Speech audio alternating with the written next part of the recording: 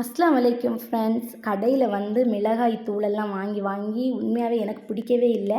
நான் பல்காக மிளகாய் பொடிச்சு எடுத்துடலாம் அப்படின்னு சொல்லிட்டு மிளகாய், பின்ன பெருஞ்சீரகம் 1 கிலோ, 2 கிலோ மல்லி, அதுக்கப்புறம் மஞ்சள் 1/2 கிலோ வாங்கியிருந்தேன். எல்லாமே மொட்டை மாடியில் போட்டு நல்லா காய வச்சு எடுத்தாச்சு. இப்போ பாட்டிலில் கொடுத்து விட்டேன் அப்படின்னா அவங்க அரைச்சிட்டு வந்துடுவாங்க. கொண்டு போய் எல்லாத்தையுமே எடுத்து ரெடி பண்ணிவிட்டு இந்த மிளகாய்க்கு மட்டும் கவர் வச்சுருக்கேன், அதில் போட்டு கொடுத்து விட்ருவாங்க. மீதிக்கெல்லாம் பாட்டில் வச்சுருக்கேன். எல்லாத்துலேயும் போட்டு அரைச்சி எடுத்துகிட்டு வந்தாச்சு இவங்க.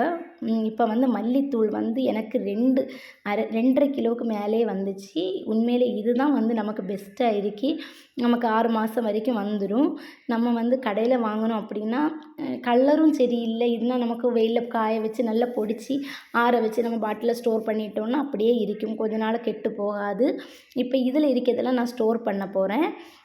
மீதி நான் டெய்லி யூஸுக்கு எடுக்கிறதுக்கு வேறு பாட்டிலெலாம் வச்சுருக்கேன். மஞ்சள் 1/2 கிலோ வாங்கியிருந்தேன், அது 1 கிலோவுக்கு மேலே வந்துச்சு. இந்த பாட்டிலில் ஸ்டோர் பண்ணி வச்சுருக்கேன் பார்த்தீங்களா நீங்கள்.